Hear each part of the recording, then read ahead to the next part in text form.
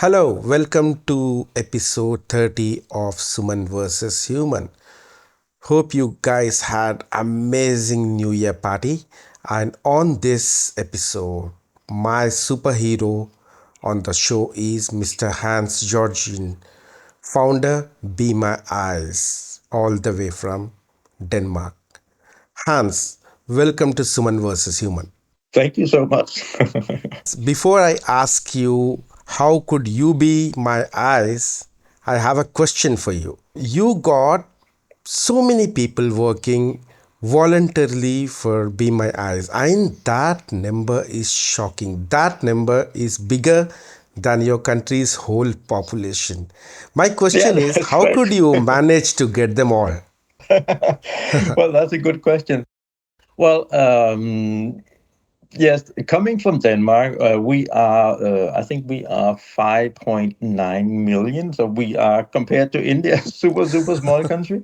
But nevertheless, and we have now over 7 million volunteers. Hmm. And to be honest, we have not done basically anything to get those volunteers. It turns out that there is a lot of good people in this world who really want to help. And when they have been helping someone, they talk about it to friends and family, and they post about it on Facebook and X and whatnot. And that is how we have spread to now over 7 million, which is insane in itself to say that. But it is simply people telling each other about it. And of course, I have been on other podcasts and radio and television and so on. But the main driver is people telling each other about it. Yeah. That's incredible. Team Suman versus Human salutes you for this amazing achievement. Hans, now tell me, how could you be my eyes? First of all, I need to say that I'm a blind person, so I cannot be your eyes. But the app works. It's a super simple app. I would like to say, where you, as a blind person, you download the app and you sign up. Which is we only ask for your email address basically, and you need to verify that. So it's a super simple sign up process. And when you have signed up, you simply click one button, and then our server will notify 20 of our 7 million volunteers and someone who speaks the same language as you do. And if you do a call in during the day, that you will get someone from your own country. And we send out this notification to 20 volunteers, and the first of those volunteers who says, "Yeah, I want to help," then we make a live video connection between the volunteer and the blind person. And then you, as a blind person, you can point your phone at whatever you need to see, and the volunteer can see what you're pointing your phone at. And then you can say, okay, is this coffee or is it tea or what kind of food ingredient or what's the expiry date or something. You can ask all kinds of questions about whatever you have in front of you. So, what I understand is, for a blind person, your app gives millions and billions of eyes, right? Yeah. Great. Tell me how this idea came. It's a long time ago actually because we are back in 2012, and I was at the time I was working for the Danish Blind Federation, and my job was to visit blind people in their home and telling them about audio books and whatnot, and in that period of time, I of course met a lot of blind and low vision people, Hmm. and the iPhone was pretty new at the time. And some of the more tech savvy blind people, they were using FaceTime to call friends Hmm. and family when they needed a pair of eyes to see something. And then I was, oh, that is pretty smart. And then one of them said to me, but I always have to call someone. Meaning I have to think about who is available and Hmm. who is at work. And yesterday I called my sister. I better call someone else today, and so on. And I was thinking, oh, we can make a group you can call. And I had no idea how to make an app or anything. So, but I got this idea, and I managed to find a team of people who were interested in this idea. And over time, we managed to raise some money and develop the app and so on. But it took it took a few years to do that.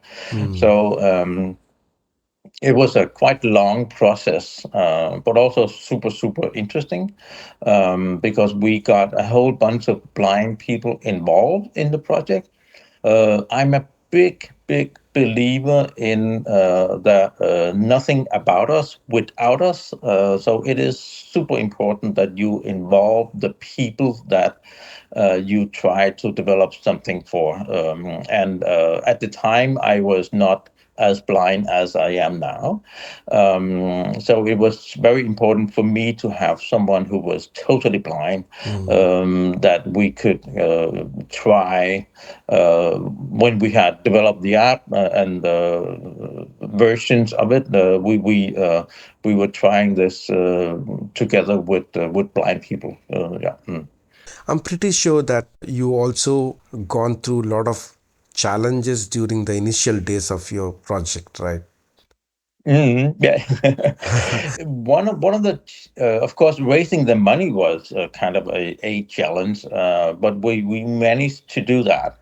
It took quite a while, but we did manage to do that.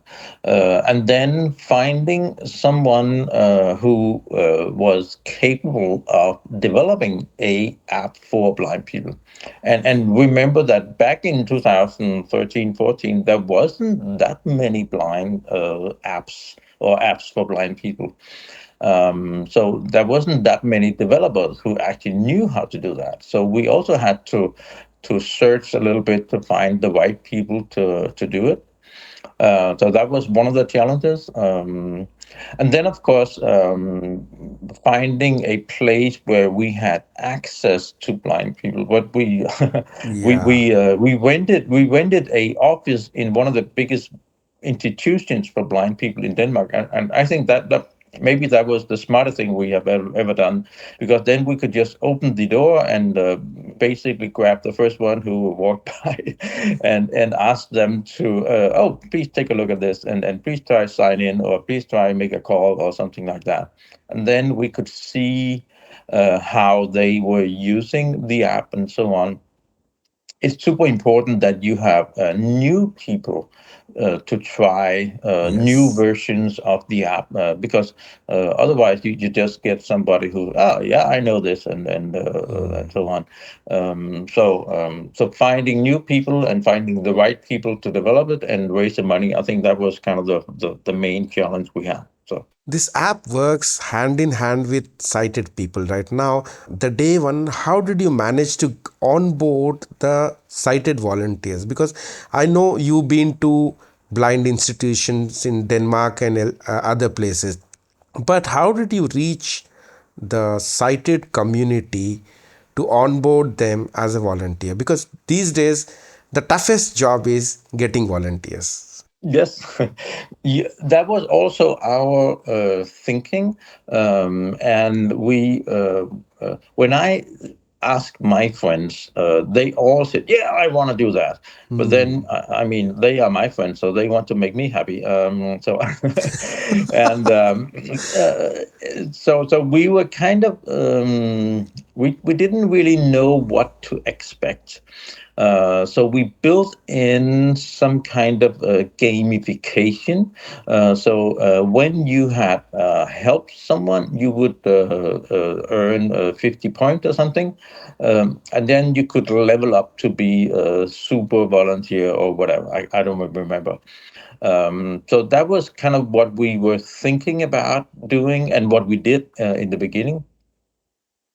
And Yeah. then when we came to the launch day, the 15th of January 2015, um, we we managed to get on national television here in Denmark, Hmm. um, and um, and also we had some interest for some mainly Danish media. Um, but we completely got blown away by the interest. Within 24 hours, we had more than 1,000 blind people signed up Wow. and 10,000 volunteers. Wow. To be honest, we were not ready to handle that. So our we had to upgrade our server capacity and so on. And within a few weeks, we had 10 doubled those numbers. Oh. And that was simply, of course, we got a lot of press in the beginning, but again, it was people telling each other about it. Hey, I just saw this new cool app where you can help a blind person, and you don't have to do anything other than download an app. That's super easy. Oh, I can do that, and then suddenly the whole family was downloading the app, and so on. And well, as it is right now, we can provide assistance in 185 different languages. And I have no idea how we spread to Japanese and Chinese and Mongolian. And I mean, there are so many countries and language that we don't speak on the team, and nobody has any friends and family or anything in those countries. But still, because of I think mainly Facebook, we have jumped from country to country and from language to language. And this means we have volunteers in basically all languages. And that is, of course, not true. I believe if you can't count every language, I think there's around 7,000 languages in the Yes. world. Yes. But I mean, the 60 biggest language that will cover like 90% of the population or something. So we believe we are doing pretty good with those 185 language we have right now. So If you can share some of those experiences where people have got benefited out of this app, Be My Eyes. One or two examples. I would like to start out by saying that it's kind of interesting because we have many calls that are super short. Like, have I set my oven to? Yes, you have. Thank you so Hmm. much.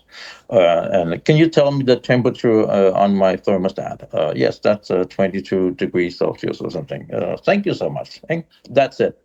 And then, of course, we have calls that are way longer when you have a computer issue, or you're looking for something you have dropped, or you are out and about and need to have someone help you find a specific house or door or whatever.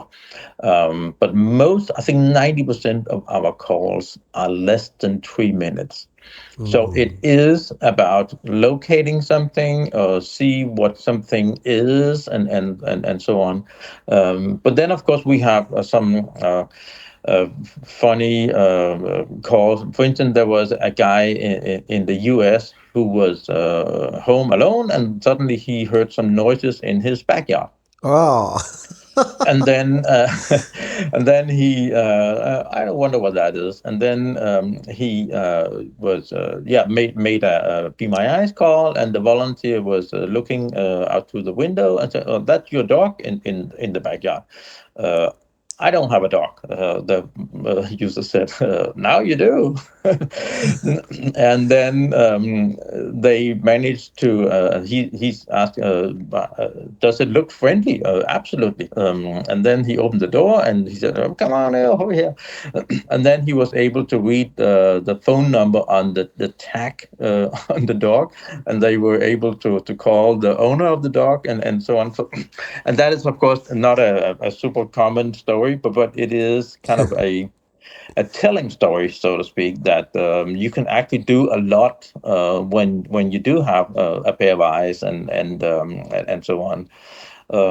So, and we have many of these kind of stories where people do things that they would not be able to do otherwise because they can have this easy access to a pair of eyes exactly when they need them. So, I also heard that some calls were lifesavers. well, that can be, of course, but normally we say that we don't save anybody's lives. But of course, if you want to make sure you're taking the right kind of or that you're avoid taking a wrong ingredient or something, that of course can be super important.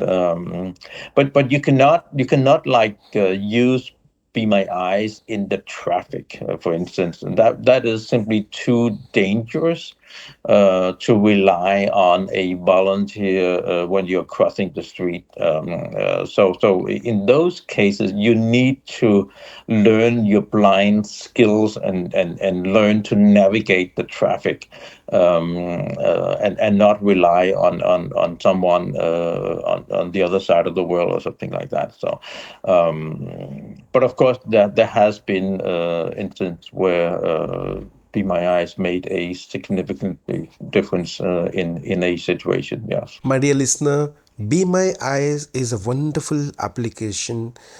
You can install this app on your Android or iOS phone, and once you install this application, you will start receiving calls occasionally from the blind person. They may ask you for a help like what actually you are seeing on the screen. You just need to describe them. Let's say, for an example, the blind person will switch on his or her camera and show you something. You just need to help them understand that. Let's say, for example, he or she may show you the strip of medicines or a bottle of tonic, and they may ask you to read the label. You just need to help them by reading the label. That's it. It's just that simple. But for a person who is blind, that means a lot. So I hope you'll go and check it out, download the application. The application link is in the description, and be a volunteer of Be My Eyes and help a person who is blind by being his or her And eyes. if I may, it's super. The blind people, they know exactly what they are doing. They just need a pair of eyes, so you don't have to be an expert or anything. Just simply say hello. How can I help you? And then the blind person will say, "Oh, I am looking for, or can you locate this, or can you tell me what the expiry date is on this?" And then you will, as a volunteer, you will maybe need to say, "Okay, please turn the package around," or something like that. But you don't have to kind of be afraid that you cannot do it, because it's the blind person know what they are doing. So you just have to be the eyes of someone. And if now that you are in India, I would like to say that we would love to have more Hindi speaking volunteers, because that is one of the few languages where we need more volunteers. But you're welcome to sign up in any language, of course. But if you speak Hindi, please make that your primary language, because we would love to have more Hindi speaking volunteers. Mr. Hans, if I ask you from which country you have more number of volunteers, what your answer would be? In the USA, we have a huge number. It's also not compared to India, but compared to many other country, it is a very big country, and we have gotten so much attention, press, and so on in the USA. So I think that country where we have the biggest number of volunteers. How about African countries? African countries are, I think, Ghana and a few of the countries in the northern part of Africa are doing pretty good. Um, but we absolutely want to have more people signed up in Africa. But it is, of course, in any country, if you are a blind person, you are most likely not among the richest people.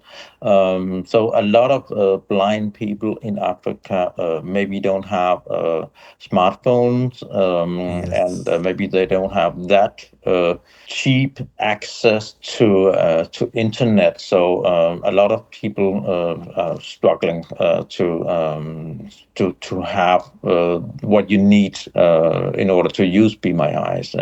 And even though Be My Eyes is totally free to use, you still need to have a smartphone and access to internet. So and that is not everybody who has that, and we are very much aware of that. So Mr. Hans, now since Be My Eyes is free to use application, how do you manage to sustain this application?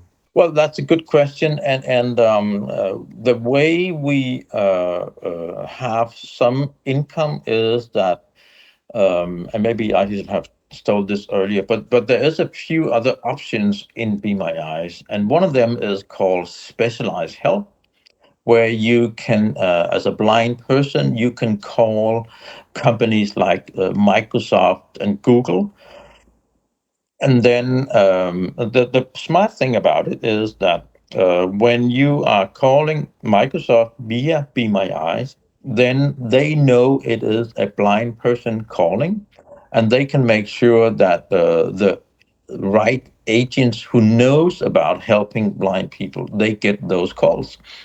And Microsoft is so happy about that we can kind of channel their blind users to them in a specific way. So they are willing to pay Be My Eyes a monthly subscription, so to speak, to be on the Be My Eyes platform. And the same goes for Google, Spotify, LinkedIn, and a number of other companies that Wow. we have managed to get into the Be My Eyes family, so to speak, and that is how we can sustain Be My Eyes as a free app for every blind person in the whole world. So yeah. That's a great thing because collaborating with such an huge companies across the globe is not an easy thing. So this is something amazing. Now, Mr. Hans, you brought all these volunteers together to help blind people. Now, you are also in the process of replacing all these volunteers in the name of AI. So, how that works? I can tell you that is not the case. But we are very, very proud that Be My Eyes has been chosen to make a partnership with OpenAI. OpenAI is the company behind Chat GPT-4. And they simply reached out to Be My Eyes and asked if we wanted to partner with them about making a new version. It's in the same app, but now you can also, as a blind person, you can open Be My AI, and then you will take a photo, and that photo will automatically be uploaded to OpenAI, and you will get a written description back of that photo. And you can say that is, of course, kind of a competition to our volunteers. But Yes. the interesting thing is that many blind people who has downloaded Be My Eyes didn't use it that much, simply because they didn't feel super comfortable calling a stranger. But they are super happy about taking a photo and get this description back. But the funny thing is that since we launched the Be My AI, we have gotten even more calls to volunteers. And I think that the reason is simply that more people has been aware of Be My Eyes and has been trying Be My Eyes, and of course has been trying Be My AI. But Be My AI is perfect at many things, but other things you need a real human person to talk to. So we have simply grown the use of Be My Eyes in total. So the volunteers are still super important. But now, as a blind person, you can choose if you want to talk to a human being or you want to try the Be My AI. And it's pretty amazing what Be My AI can do, because you take this photo and then you get a description, and it's super detailed description. And then you can ask further questions to the picture, so to speak. Let's say I took a picture of my living room, and then it will tell me there's a table and chairs and so on, and then there is a painting on the wall. And then I think, okay, can you describe the painting in detail for me? And Oh. then I will get a detailed description of the painting, even though it was just mentioned as something in my living room in the first description.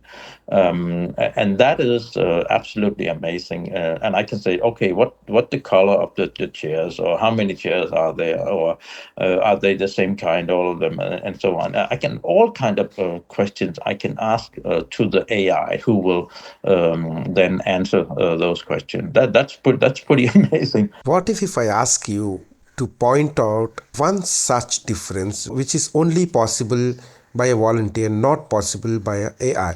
The thing that you can only do with a volunteer is, let's say you are out and about and you are looking for a street, specific street sign, or a number on a house or something like that.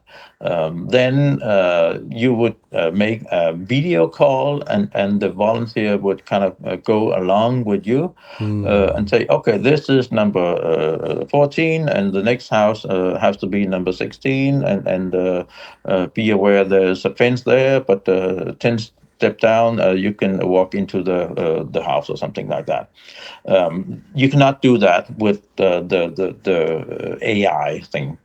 But the AI thing is really good at, let's say you are a blind student and you have this textbook and there is a graph.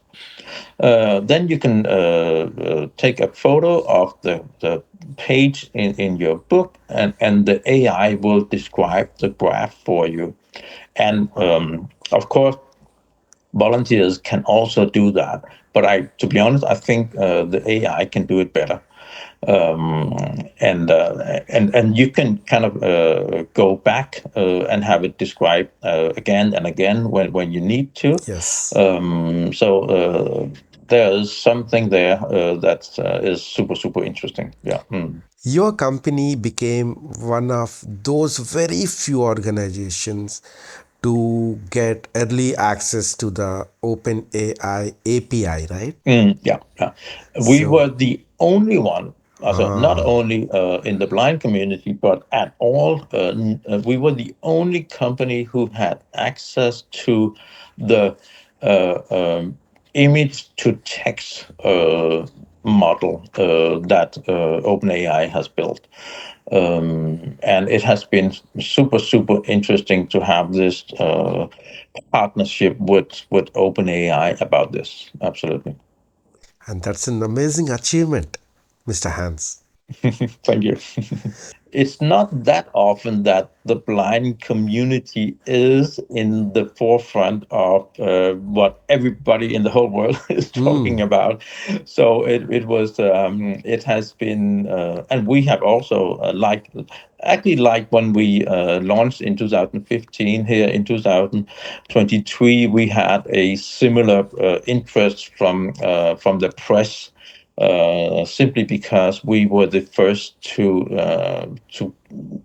to work in this field of image recognition and so on.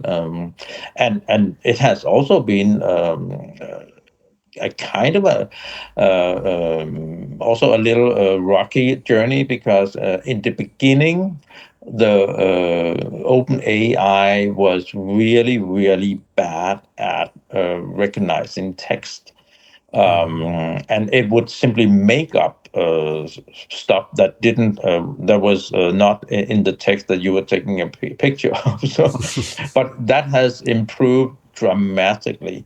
But of course, we had to kind of say, "Oh, this is not good," and we need to uh, make sure that people are aware that they cannot trust text. And it's not perfect as it is today, but it is way better than it was in the beginning.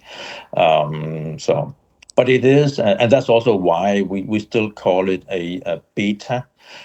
Because we're not quite there yet. So you need to be aware that this is a beta version, and you should not take pictures of your medicine and trust it 100% or something like that. That's where you need to call friends and family and so on, if it is something that is super, super important. How friendly your Denmark government is for your application? Is there is any contribution from the government? Well, we have gotten quite a bit of money from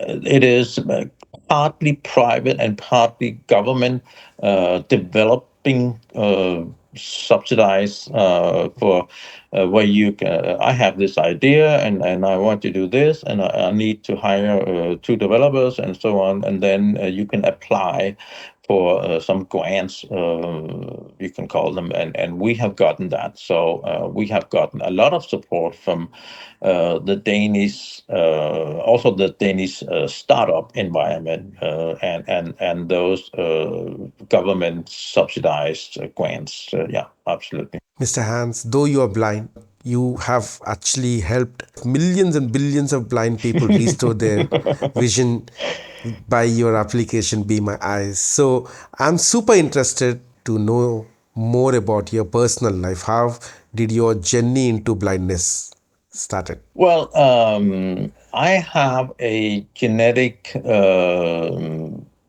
disease called retinitis pigmentosa. My grandmother had the same condition, and I have a sister who has the same condition. So I am almost blind, and also to some extent hard of hearing. I have hearing aids, and that is has been going on. I'm just turned 60 years old, and I was 25 when I realized that I was also I had issues with my eyes. I have been wearing hearing aids since I was 5 years old, so I knew that, but it was a surprise to me that I was also going blind, but very, very slowly, and so that has been kind of a very long journey. I'm born and raised on a farm. And my only desire when I was a child was to take over my parents' farm. So that was kind of what I was working on. And then when I was 25, I realized that I couldn't do that. So I had to go back to school and study again, and I ended up studying philosophy at Wow. the university. And then I got married, and then I was working, as I mentioned, for the Danish Blind Federation, and then Be My Eyes came into my life and has basically taken over my life. That's what I do full time now. So yeah. Mm. It has taken over your life and gave life to many. Yes. Well, it's kind of funny because my job is to answer emails from our users, and this is something I enjoy tremendously because so many people write about, oh, I'm so glad that I have Be My Eyes and it has helped me, and so on. Of course, there's also some how do I log in and why doesn't it work and all that. So it's but it's super fulfilling for me as the founder to have this direct contact with our users, and then I can go back to the developers and say, oh, we need to look at this, and I have a wonderful team, and together with them, we develop new features.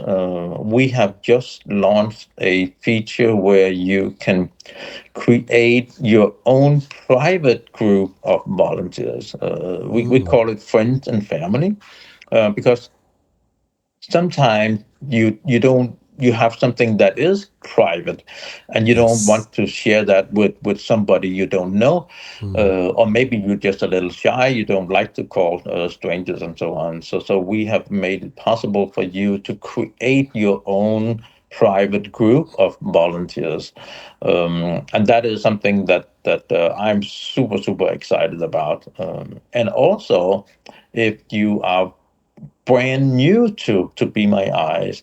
Now you can make a group of just you and your trainer, or someone from your family, and you can try out Be My Eyes in kind of this safe environment. And so when you are comfortable, then you can start calling our ordinary volunteers.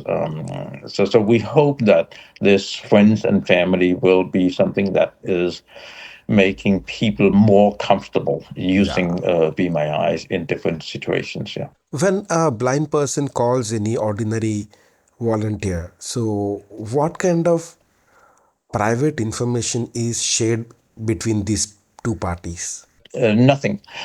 Be My Eyes is absolutely anonymous. So we don't share any information whatsoever. The only when you as a blind person, when you press the button, we will send out a notification, and that notification will just say someone from Be My Eyes needs your assistance or something like. Yeah, I don't remember the exact words. Mhm.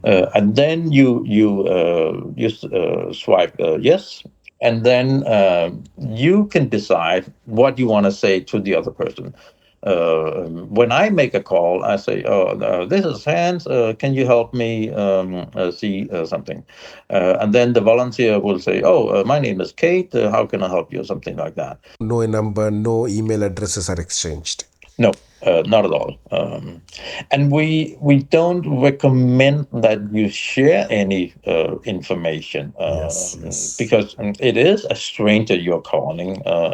But of course, if you have a wonderful conversation and you agree with the other person to exchange phone numbers, I mean, that's okay. It's two adult persons talking to each other, and we are not here to decide what they should do. That's on their own But convenience, right? mm, That's on their own risk. yeah, exactly. Yeah, yeah. Mm.